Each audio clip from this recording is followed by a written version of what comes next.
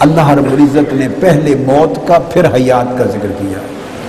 سبق یہ سکھایا ہے کہ زندہ رہنے والوں زندگی اسی کی ہے جو زندگی سے پہلے موت کو یاد رکھے. وہ زندگی میں کامیاب ہو جائے گا جو موت کو پہلے رکھے. فرمایا الذی خلق الموت والحیات لیبلوکم ایکم احسن عملا. اس نے موت کو اور حیات کو پیدا کیا. موت کا ذکر پہلے کیا. اللہ رب العزت فرمایا کنتم امواتا فاحیاکم ثم یمیتکم ثم یحییکم ثم الیہ ترجعون. تم مردہ تھے، عدم تھے، پھر تمہیں زندگی دی، پھر موت وارد ہوگی، پھر زندہ ہوگے، پھر میری طرف لوٹائے جاؤ. تو ہماری ابتدا میں بھی موت پہلے، حیات بعد میں. قیامت کے دن بھی جب لوگ اللہ کے حضور کچھ لوگ عرض کریں گے تو کہیں گے باری تعالیٰ تو نے ہمیں 2 بار موت دی اور 2 بار زندہ کیا. جب بھی موت اور حیات کا ذکر اکٹھا آیا ہے پورے قرآن میں، جہاں بھی ذکر آیا ہے موت کا نام اور موت کا ذکر پہلے، حیات کا بعد میں. جہاں موت اور حیات کی ترتیب ہمیشہ اول تا آخر ایک ہی رہے کہ موت کا ذکر پہلے، حیات کا بعد میں، ہمیشہ ترتیب ایک ہی رہے، تو ترتیب کا ہمیشہ ایک ہی رہنا ایک پیغام ہے. یہ ایک پیغام ہے اللہ کا. یہ اتفاقاً نہیں ہے، اتفاقاً نہیں ہے. پیغام یہ ہے کہ لوگوں موت کو ہمیشہ اپنی زندگی پر مقدم رکھنا. جو لوگ زندگی کو پہلے رکھیں اور موت کو بعد میں، وہ بازی ہار گئے. اس لیے پھر تو وہ زندگی کے سودے میں ہی گم رہیں گے. زندگی کی زینت میں، زیب و آرائش میں، زندگی کی راحتوں میں، لذتوں میں، چاہتوں میں، رغبتوں میں، زندگی کی شہوتوں میں، تمناؤں میں، آرزوؤں میں. وہ تو زندگی کی اتنی طویل آرزویں ہیں، ختم ہی نہیں ہوں گی. موت کا سوچنے کا تو وقت ہی نہیں آئے گا. وہ کہے گا پہلے زندگی سنوار لوں، زندگی کے عیش و آرام کا کچھ بندوبست کر لوں، اپنا اور اپنی اولاد کا اور اپنی فیملی کا کر لوں، جنہوں نے مالک کے دروازے پر چھوڑ کے چلے جانا ہے، جنہوں نے قبر کے دروازے پر چھوڑ کے مڑ جانا ہے اور ساتھ نہیں ہونا. تو زندگی تو ساری کچھ اپنی عیش و آرام میں صرف ہو گئی، کچھ پچھلوں کے لیے وراثت میں صرف ہو گئی. تو اللہ رب العزت نے فرمایا بندے تو نے اپنے لیے کیا بنایا؟ لہذا اگر اپنے لیے کچھ کمائی کرنی ہے تو اس کی سبیل یہ ہے کہ موت کو پہلے دیکھ، پہلے موت کا سامان کر، پھر زندگی کا سامان کر. جن لوگوں نے صبح سویرے سفر شروع کرنا ہو تو وہ سونے کے بندوبست سے پہلے صبح سفر کا بندوبست کرتے ہیں.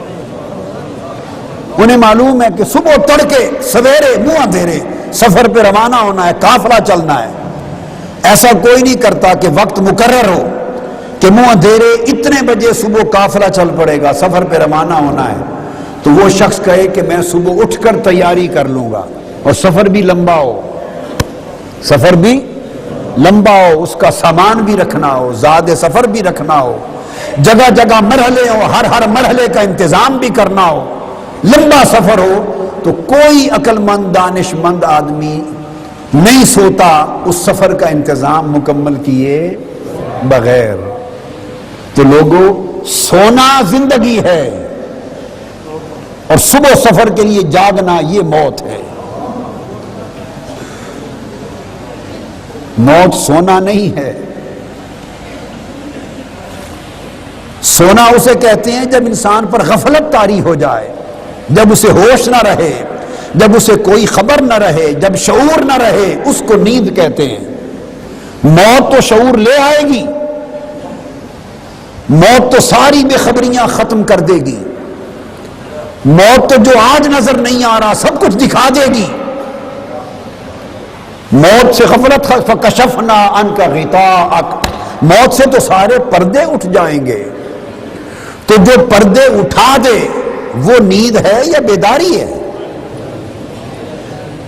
موت تو اصل بیداری ہے. یہ جو ہماری زندگی ہے یہ نیند ہے، اس لیے کہ اس میں غفلت کے پردے ہیں، بے خبری کے پردے ہیں، اس لیے ہماری ترجیحات آگے پیچھے ہو گئی ہیں.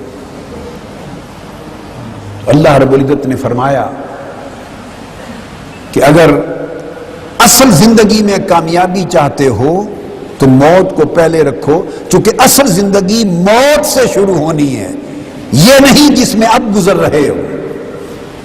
چونکہ اصل زندگی کی ابتدا موت ہے، اس لیے ہر جگہ موت کا نام پہلے لیا اور حیات کا نام بعد میں لیا.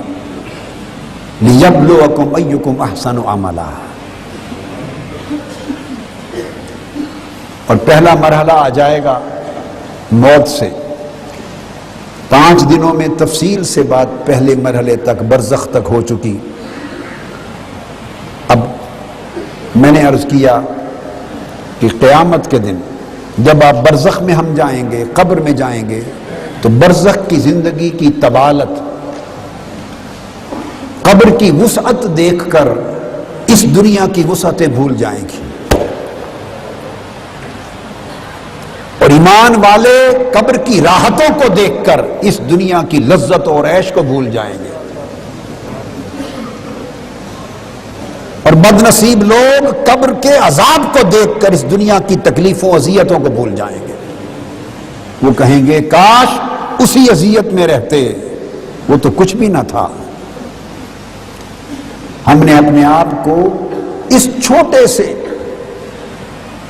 ساعتم من النہار، دن کے ایک چھوٹے سے لمحے کی اذیت سے بچنے کے لیے بڑی اذیت خرید لی. ہم نے ایک چھوٹے سے لمحے کی لذت اور راحت کے لیے اصل طویل اینڈلیس لذت اور راحت کھو دی. اسی طرح جب برزخ کا وقت ختم ہوگا، قبر کا دور، اور جس کو قیام الساعہ کہتے ہیں، وہ دن آئے گا، تو برزخ میں قبر میں رہنے والے جو پہنچ چکے،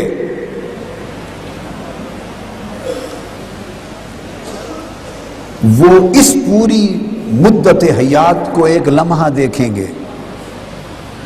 اور جب قیامت کا دن ہوگا تو قیامت میں کھڑے ہونے کے بعد دنیا تو دنیا رہی، پوری برزخ کی طویل حیات کو بھی ایک لمحہ دیکھیں گے.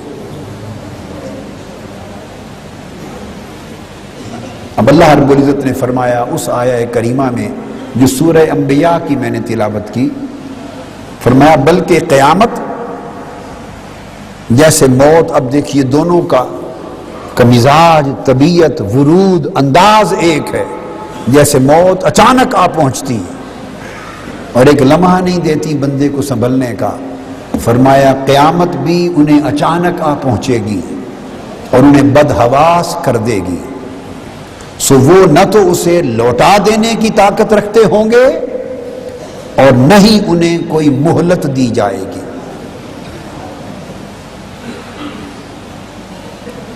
پھر اللہ رب العزت نے فرمایا هل ينظرون الا الساعة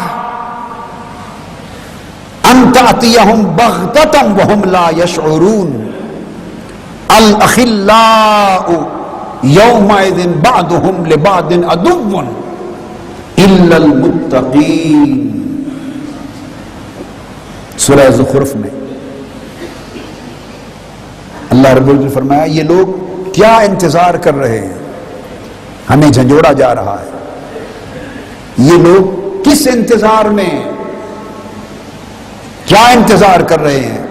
فرمایا بس یہی انتظار ہے کہ قیامت اچانک ان پر آ پہنچے، موت اچانک ان پر آ پہنچے، قیامت اچانک ان پر آ پہنچے اور انہیں خبر بھی نہ ہو.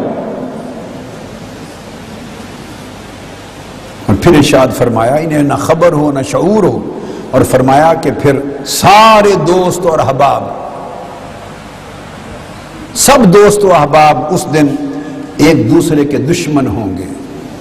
یہ دوستیاں دشمنی میں بدل جائیں گی.